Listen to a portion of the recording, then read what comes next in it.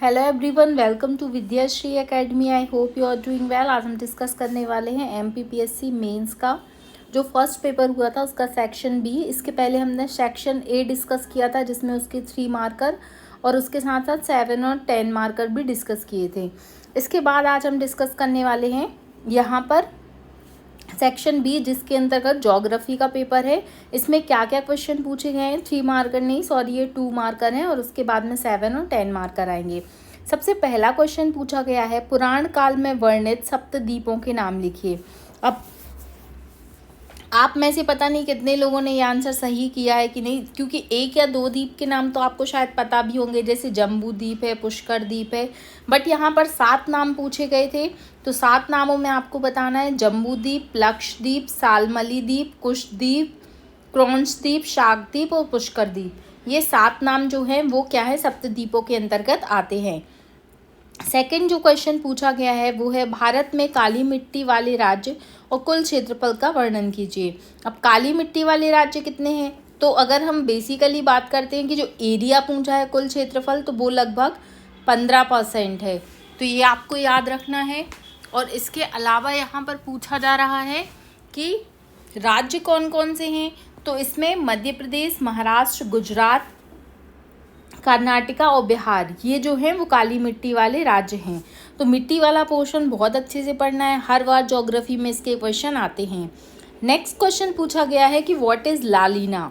लालीना क्या है, तो प्रशांत महासागर में पेरू के तट के निकट जो ठंडी जलधाराएं होती है, जो क्या होता है, हाई प्रेशर के कारण होती है और इसमें जो मानसून होता है उसको ये पॉजिटिवली इम्पैक्ट करती हैं। अगर आप इतना भी बस लिख देते ना तो आपको यहाँ पर 2 में से 2 नंबर मिल जाते कि लालीना जो है वो पेरू के तट पर चलने वाली ठंडी प्रकार की जलधाराएं होती हैं जो मानसून को सकारात्मक तरीके से प्रभावित करती हैं। नेक्स्ट क्वेश्चन पूछा गया है, अब देखिए जो इकोनॉमिक सर्वे होता है, इकोनॉमिक सर्वे बहुत ही महत्वपूर्ण पार्ट होता है। इकोनॉमिक सर्वे से रिलेटेड क्वेश्चन लगातार पेपर में पूछे जा रहे हैं और यहाँ पर पूछा गया है जो क्वेश्चन वो काफ़ी महत्वपूर्ण है, जिसमें पूछा गया है कि मक्का उत्पादन का उल्लेख करना है 2020 और 21 के आंकड़ों के अनुसार। तो अब मक्का उत्पादन की अगर हम बात करते हैं तो यहाँ पर पूछा गया है, तो हमें बस ये बताना था यहाँ पर 2021-22 के अनुसार मक्का उत्पादन में कर्नाटका, बिहार और मध्य प्रदेश, ये तीनों नाम आपको बता देने थे यहाँ पर। इसके बाद हम बात करने वाले हैं नेक्स्ट जो क्वेश्चन है वो है बाजरा उत्पादन। बाजरा उत्पादन का वर्णन करना था 2020-21 के अनुसार में, तो यहाँ पर राजस्थान जो है, यूपी और हरियाणा, इन तीनों का स्थान जो है बाजरा उत्पादन में काफ़ी अच्छा है। नेक्स्ट जो क्वेश्चन पूछा गया है वो है वर्षा जल संचयन की विधियों को बताना है। तो वर्षा जल संचयन के लिए ग्रामीण क्षेत्र में पूछा है तो गड्ढा बनाकर वर्षा जल का संग्रहण कर सकते हैं, पुनर्भरण के द्वारा, कंटूर बांध के द्वारा और टैंक बनाकर। अब नेक्स्ट क्वेश्चन पूछा गया है कि 2021 में भारत में 5 राज्य कौन से हैं जहां पर वन क्षेत्र अधिक है। तो ये एमपीपीएससी प्रीलिम्स का क्वेश्चन है जो मेंस में पूछा गया है। अब 5 राज्य, 3 राज्य तो आपको जनरली पता ही होंगे कि मध्य प्रदेश, अरुणाचल प्रदेश और छत्तीसगढ़। इसको मैंने ऐसे याद किया था कि मध्य प्रदेश, एमपी, अरुण, अच्छा, आप ऐसे याद कर सकते हैं इसको। तो 3 तो आपको बन ही गए होंगे, मध्य प्रदेश, अरुणाचल प्रदेश और छत्तीसगढ़। इसके बाद में है उड़ीसा और महाराष्ट्र, तो ये नाम आपको यहाँ पर लिखने थे। वन रिपोर्ट भी, अगर ये सब प्रीलिम्स के क्वेश्चन 2 मार्कर के जो क्वेश्चन है ना, अगर आपने प्रीलिम्स के फैक्ट अच्छे से पढ़े हैं तो आपको बन जाएगा। अब देखिए बीना रिफाइनरी, प्रीलिम्स में एक क्वेश्चन पूछा गया था कि जो बीना रिफाइनरी है वो कौन से देश की सहायता से बनाई गई थी, तो हम जानते हैं कि वो ओमान की हेल्प से बनाई गई थी। अब यहाँ पर मेंस में पूछा है तो हम बता सकते हैं यहाँ पर कि जो बीना रिफाइनरी है उसका पहले क्षेत्र बता देंगे कि ये इटावा क्षेत्र में आती है, एक प्रकार की तेल रिफाइनरी है। मई 2011 में इसकी आधारशिला रखी गई थी और इसको ओमान की सहायता से स्थापित किया गया था। इसके बाद बात करते हैं हम food processing. Food processing industry के बारे में पूछा गया था, तो बहुत सारी फूड प्रोसेसिंग के अंतर्गत आते हैं, जैसे डेयरी प्रोडक्ट है, पैकेट बंद चिप्स हैं, पेय पदार्थ है, मुर्गी पालन के जो अलग अलग प्रोडक्ट हैं वो सब फूड प्रोसेसिंग के अंतर्गत, इसके ढेर सारे एग्जाम्पल हैं, आप कुछ भी यहाँ पर बता सकते थे। अब करंट अफेयर से एक क्वेश्चन पूछा गया है, चूंकि ये बहुत अधिक चर्चा में था जब आया था, तूफान साइक्लोन बिपरजॉय। अब बिपरजॉय तो हम बताएंगे इसमें कि ये पहले तो लोकेशन बतानी पड़ेगी कि कहाँ पर आया था। तो अरब सागर क्षेत्र में गुजरात बांग्लादेश को इसने प्रभावित किया था, और सॉरी गुजरात तट पर ये आया था और बांग्लादेश के द्वारा इसका नाम रखा गया था बिपरजॉय। और ये कब आया था? 2023 में आया था। जैसे अभी अगर हम आज की बात करते हैं तो 2 दिन पहले एक दाना चक्रवात है जो उड़ीसा और वेस्ट बंगाल के तट को बहुत अधिक प्रभावित कर रहा है। तो वहाँ पर आप बता सकते हैं। अब नेक्स्ट आपका जो मेंस होगा उसमें ये क्वेश्चन दाना पूछा जा सकता है। फिर क्वेश्चन पूछा गया है 2001 से 2011 में मध्य प्रदेश भारत में सबसे कम और अधिक जनसंख्या वृद्धि दर वाले 3 राज्य बताना है। तो याद रखिएगा, सबसे कम की बात करते हैं तो सिक्किम, नागालैंड, केरल, गोवा, और अगर हम अधिक की बात करते हैं तो मेघालय, अरुणाचल प्रदेश। ये आपको याद रखना है। फिर पूछा गया है GIS क्या है? भौगोलिक सूचना प्रणाली को परिभाषित कीजिए।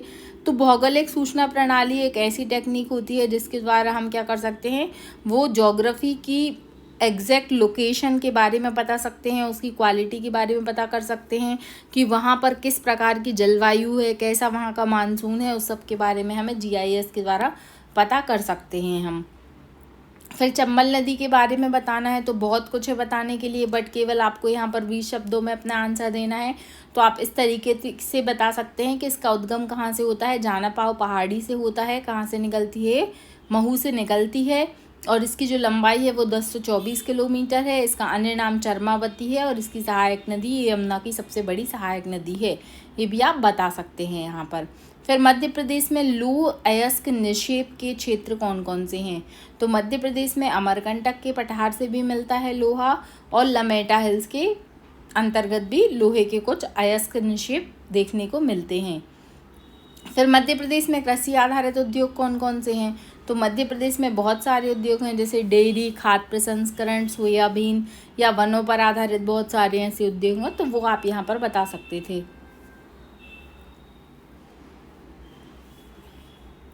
अब बात आती है 7 मार्कर क्वेश्चन की। फर्स्ट क्वेश्चन तो मालवा के पठार से पूछा गया है। तो मालवा के पठार आप सभी जानते हैं कि मध्य प्रदेश के अगर हम भौगोलिक रीजन की बात करते हैं तो जो सबसे बड़ा 28% के अंतर्गत क्या आता है? मालवा प्लेटू आता है। मालवा प्लेटू को गेहूं की डलिया भी कहा जाता है। मानसूनी इसकी जलवायु है, यहाँ पर काली मिट्टी मिलती है, बहुत सारे खनिज मिलते हैं। और जो मालवा की जलवायु है वो बहुत ही अच्छी जलवायु मानी जाती है। फायान ने इसको पूरे देश की, विश्व की सर्वश्रेष्ठ जलवायु बोला था। तो ये सब आप यहाँ पर बता सकते थे। फिर नेक्स्ट क्वेश्चन पूछा गया है पश्चिमी घाट से निकलने वाली प्रमुख नदियाँ। तो पश्चिमी घाट से निकलने वाली प्रमुख नदियों में बेसिकली जो नाम आता है वो गोदावरी, कृष्णा, कावेरी का आता है।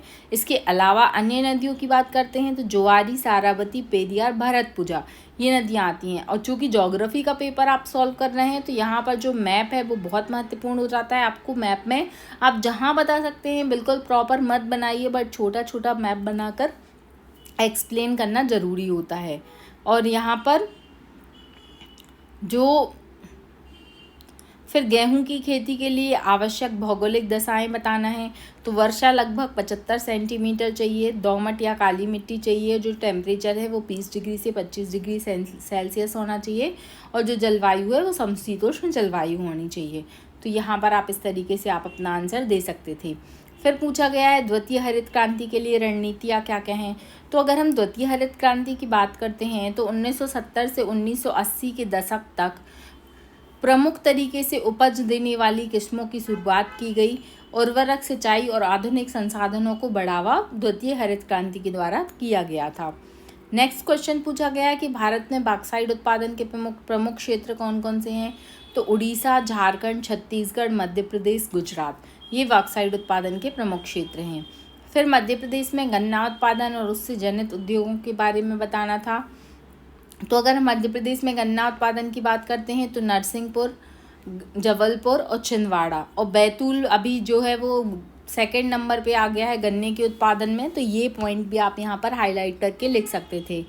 और यहाँ पर आप बता सकते थे, अब उससे जनित उद्योगों के बारे में बताना है। तो गन्ने से बनता है शक्कर उद्योग। ये शक्कर उद्योग आप लगभग 12 मध्य प्रदेश में प्रमुख शक्कर उद्योग हैं। ये जावरा, कैलारस मिल, नर्मदापुरम, आप इस तरीके से मैप बना के इनकी लोकेशन मेंशन कर सकते थे। फिर पूछा है मृदा प्रदूषण के स्रोत क्या क्या हैं, what are the source of soil pollution. तो अब ये आंसर आप आपके ऊपर डिपेंड करता है, आप इसकी कैसी फॉर्मेटिंग करते हैं। आप जनरली बता सकते हैं कि झूम कृषि के द्वारा मृदा प्रदूषण होता है, रसायन के द्वारा, औद्योगिकीकरण के द्वारा, खनन के द्वारा, अम्ल वर्षा के द्वारा और अति चराई के द्वारा। फिर पूछा गया है कि जीपीएस के उपयोग को बताना है, what are the uses of global positioning system. तो देखिए, जो ग्लोबल पोजिशनिंग सिस्टम है उसके द्वारा आप किसी भी क्षेत्र की लोकेशन पता कर सकते हैं। नेविगेशन के लिए यूज़ होता है, मैपिंग के लिए यूज़ होता है, अपराध की निगरानी रखने के लिए, सैन्य प्रयोग के लिए, कम समय में अगर आपको ट्रांसपोर्ट करना है, और ई कॉमर्स के लिए। इन सभी के लिए जीपीएस की काफ़ी अधिक उपयोगिता है। फिर पूछा है मध्य प्रदेश के प्रमुख वनोपज क्या हैं। तो अगर हम वन विभाग की बात करते हैं तो मध्य प्रदेश में सागौन, साल, इनका उत्पादन बहुत अधिक होता है। तो आप इसमें अलग अलग एग्जाम्पल दे सकते थे। फिर अमरकंटक ताप विद्युत केंद्र के बारे में पूछा गया है। तो आप बता सकते थे कि ये कोल आधारित ताप विद्युत केंद्र है, कहाँ आता है, चचाई में आता है। इसकी जो क्षमता है वो 210 मेगावाट है, और सोन नदी के ऊपर इसमें डैम भी बना हुआ है। 1977 में इसकी फर्स्ट यूनिट को लगाया गया था। फिर बात करते हैं 10 नंबर के क्वेश्चन की। आपको 200 शब्दों में यहाँ पर आंसर देना है, मतलब 200 शब्द मतलब 2 पेज आप मानकर चलिए। पहला क्वेश्चन तो पूछा गया है जो ज्योग्राफी का बहुत ही बेसिक क्वेश्चन है कि आपको जियोग्राफिकल जो एरिया है, जो प्रायद्वीपीय पठार का भौगोलिक विवरण है, उसको बताना था। तो भारत का सबसे बड़ा पठार, जो प्रायद्वीपीय पठार है, वो सबसे बड़ा पठार है। आप इस तरीके से इंट्रोडक्शन से शुरू कर सकते हैं। जो लगभग जो इसका जो एरिया है वो 16 लाख वर्ग किलोमीटर में ये फैला है। अगर हम समुद्र तल से बात करते हैं तो 600 से 900 मीटर ऊंचा है। फिर इसमें अब उत्तर में क्या पड़ता है, दक्षिण में क्या पड़ता है, आप इस तरीके से मैप बनाइए, उसमें लोकेशन मेंशन कीजिए कि अगर हम उत्तर पश्चिम की बात करते हैं तो अरावली दिल्ली पड़ेगा, पूर्व में राजमहल की पहाड़ियाँ, पश्चिम में गिर, और उत्तर पूर्व की बात करते हैं तो शिलोंग वैली पड़ेगा। इस तरीके से आप पूरा मैप बना के कि यहाँ पर मालवा, बुंदेलखंड, बघेलखंड, शिलोंग का पठार, छोटा नागपुर का पठार, दक्कन का पठार, फिर यहाँ तेलंगाना, कर्नाटक, इस तरीके से आप पूरा इसको मेंशन कर सकते हैं। फिर इसी के जो अथवा में क्वेश्चन पूछा गया है वो भारतीय मानसून की उत्पत्ति की व्याख्या करना है। तो पहले तो आप थोड़ा सा भारतीय मानसून के बारे में बताइए, फिर इसकी थ्योरी कौन कौन सी दी गई हैं और किस तरीके से भारतीय मानसून आता है, वो सब आप बता सकते हैं। फिर पूछा है भारत में चावल उत्पादन तथा उसके प्रमुख क्षेत्रों के बारे में बताना है। तो मैं बोल रही हूँ खनिज को आप समझ सकते हैं कितनी महत्वपूर्णता दी गई है। यहाँ पर बाजरा पूछा है, उसके पहले हमने और खनिज गेहूं के बारे में पूछा है, और अब ये चावल के बारे में पूछा है। तो वो आपको बहुत अच्छे से पढ़ना पड़ेगा। फिर जो नेक्स्ट क्वेश्चन है ये भी आप कर सकते थे कि भारत में बढ़ती आवश्यकताओं के संदर्भ में जल संचयन के बारे में बताना है, संरक्षण के बारे में बताना है, और संवर्धन के बारे में बताना है। यहाँ पर आपको क्वेश्चन बहुत अच्छे से समझना पड़ेगा क्योंकि यहाँ पर 10 नंबर की बात है। सबसे पहले तो हमें वाटर कंजर्वेशन के बारे में बताना पड़ेगा, उसके बाद में हमें बताना पड़ेगा कि हम उसको कंजर्व कैसे कर सकते हैं, और उसके बाद में पहले हमें हार्वेस्टिंग के बारे में बताना पड़ेगा, फिर कंजर्वेशन के बारे में बताना पड़ेगा, और उसके बाद में हमें उसके प्रॉपर तरीके से किस तरीके से उसका ऑगुमेंटेशन होगा वो बताना पड़ेगा। फिर भारत में पेट्रोलियम उत्पादन और उसके वितरण क्यों बताना है। तो ये भी अच्छा क्वेश्चन है। पहले आप थोड़ा सा प्रस्तावना बताइए कि पेट्रोलियम क्या होता है, भारत में पेट्रोल कहाँ कहाँ पर मिलता है, और क्या क्या इसके प्रावधान हो सकते हैं पेट्रोल निकालने के लिए, क्या पद्धति होती है। फिर इसको आप इस तरीके से चार्ट बना सकते हैं 3 पार्ट में कि उत्पादक क्षेत्र अलग हैं, पाइपलाइन है और रिफाइनरी हैं। फिर उनके एक एक करके नाम लिखिए और थोड़ा थोड़ा उनका एक्सप्लेनेशन कीजिए। फिर पूछा गया है भारत में सूती वस्त्र उद्योग का संक्षिप्त विवरण देना है। तो मध्य प्रदेश में जो भारत में बात करते हैं तो सूती वस्त्र जो है उनका उत्पादन किस किस क्षेत्र में होता है, चाहे हम गुजरात की बात करते हैं या महाराष्ट्र की बात करते हैं, कौन कौन सी मिल लगी हैं, किस तरीके से काम हुआ है। अगर हम बात करते हैं स्वतंत्रता के पहले से लेकर अभी तक क्या क्या इसमें सकारात्मक बदलाव हुए हैं, वो सारे पॉइंट आप यहाँ पर बता सकते थे। फिर नेक्स्ट क्वेश्चन पूछा है भारत में भूकंप के प्रमुख क्षेत्रों का विवरण देना है। तो पर जैसे 5 क्षेत्र, 5 अगर हम जोन की बात करते हैं या 4 जोन की बात करते हैं तो वो कौन कौन से हैं उनको बताना है, फिर उसके बारे में बताना है। कश्मीर अगर हम बात करते हैं, पश्चिम मध्य हिमालय क्षेत्र की, मध्य बिहार, कच्छ का रण, अंडमान निकोबार, तो जो तटीय प्रदेश हैं वहाँ पर अधिक भूकंप आते हैं और भूकंप की जो स्थिति रहती है वो अलग अलग रहती है। जैसे कहाँ पर किस रेंज का भूकंप आएगा उसके अकॉर्डिंग उसको मापा जाता है। फिर भारत में जनसंख्या वृद्धि और संसाधनों पर जनसंख्या के दबाव की व्याख्या कीजिए। बहुत ही अच्छा क्वेश्चन है, ट्रेडिशनल क्वेश्चन है, पहले भी पूछा गया है। फिर मध्य प्रदेश में कोयला का उत्पादन तथा प्रमुख क्षेत्रों का विवरण कीजिए। ये क्वेश्चन भी बहुत ही अच्छा है क्योंकि आपको पता होगा कि मध्य प्रदेश में जो सुहागपुर है, सिंगरौली, उसे कोल कैपिटल ऑफ इंडिया कहा जाता है और मध्य प्रदेश में बहुत सारी जगह पे कोयला होता है और बहुत ही जो कोयले के उत्पादन है उसमें मध्य प्रदेश की अच्छी भूमिका है। तो आप इसको पूरा मध्य प्रदेश का मैप बना के बता दीजिए कि पेंच घाटी कहाँ पर आता है, सुहागपुर रीजन कहाँ पर आता है, मध्य भारत के क्षेत्र, सतपुड़ा क्षेत्र, कहाँ कहाँ पर कोयला मिलता है। फिर लास्ट क्वेश्चन है कि मध्य प्रदेश में सीमेंट उद्योग का विवरण प्रस्तुत कीजिए। ये देख सकते हैं आप, ये बताया गया है कि मध्य प्रदेश का 4th रैंक है, विटुमिनस कोयला मिलता है बघेलखंड, पेंच घाटी और तवा साहेबपुर रीजन में यहाँ पर कोयला मिलता है। फिर सीमेंट की बात करते हैं तो जिप्सम, रेत, चूना पत्थर को मिलके सीमेंट बनाई जाती है। 1922 में एसीसी कंपनी जो बानमोर मुरैना में खोली गई थी। अगर हम मध्य प्रदेश की बात करते हैं तो मध्य प्रदेश में अलग अलग स्थानों पर सीमेंट फैक्ट्री है, जैसे दमोह में सीमेंट फैक्ट्री है, धार में अल्ट्राटेक सीमेंट फैक्ट्री है, मैयर में है विक्रम सीमेंट, ऐसे अनेक प्रकार की सीमेंट फैक्ट्रियों का उत्पादन मध्य प्रदेश में सीमेंट फैक्ट्रियों को बनाया गया है। तो इस तरीके से आप इसको बता सकते थे। आई होप आप समझ गए होंगे। हमने पेपर 1 भी डिस्कस किया है। पेपर 1 का पार्ट है जिसमें हिस्ट्री और पार्ट बी कर लिया है जिसमें ज्योग्राफी का पोर्शन आता है। इसी तरीके से हम मेंस के पूरे 5 पेपर सॉल्व करेंगे। आई होप आपको ये वीडियो पसंद आया होगा। अगर आपको अच्छा लगता है तो आप अपने दोस्तों तक शेयर कर सकते हैं। Thank you so much. पढ़ते रहिए, खुश रहिए। जय हिंद, जय भारत।